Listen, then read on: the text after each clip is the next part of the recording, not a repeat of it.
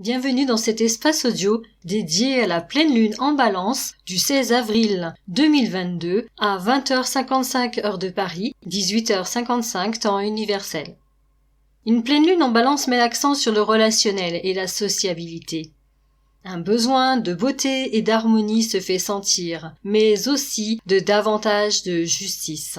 Elle a lieu sur le 27e degré qui invite à prendre de la distance par rapport au stress du monde grâce à la force de l'esprit. Il s'agit de changer de regard, de perspective sur les problèmes humains et de gagner la liberté et la paix dans l'intériorité. L'ascendant, quant à lui, en conjonction sur le 30e degré, enseigne que la sagesse véritable dépasse les valeurs et références culturelles propres à un territoire particulier et s'enracine plutôt dans la nature essentielle de l'homme et les principes universels. L'axe 6-12, dans lequel se situe la lunaison, nous parle du passage du pratique à l'inspiration, du limité à l'illimité. En Bélier-Balance se joue la difficile, réelle rencontre avec autrui. La lune en maison 12 évoque l'idée que dans les épreuves, le soin envers soi et les autres est primordial. Collectivement, il s'agit d'avoir à l'esprit qu'un véritable vivre ensemble ne peut pas faire l'économie de cette élévation de notre conception du rapport à l'autre. La position du soleil en conjonction à Pallas en maison 6 en Bélier est puissante, puisqu'elle associe l'exaltation énergétique du luminaire au courage, à l'inspiration, au sens de la justice et à la force de stratégie de Pallas. Celle-ci vient de ce fait travailler en complémentarité à la Lune pour faire en quelque sorte descendre les qualités et aspirations de la Balance au niveau de notre quotidien. Les aspects de et à Vénus sont donc particulièrement importants dans ce contexte. Le sextile qu'elle forme à la fois à Mercure et à son octave supérieure, Uranus, porte un potentiel de libération et de communication de l'énergie de cette lunaison. En revanche, le semi-carré du Soleil et le sesquicarré de la Lune à Vénus indiquent obstacles et tensions, de même que le semi-carré entre Vénus et Pluton, lui-même en carré à la lunaison. La solution pourrait bien se trouver dans l'impact positif de la conjonction Jupiter-Neptune, d'une part en aspect harmonieux à Pluton et d'autre part en quinconce à la Lune.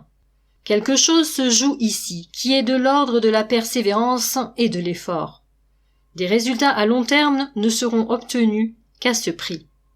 Ceci est confirmé par la position de Saturne en trigone à la Lune et en sextile au Soleil.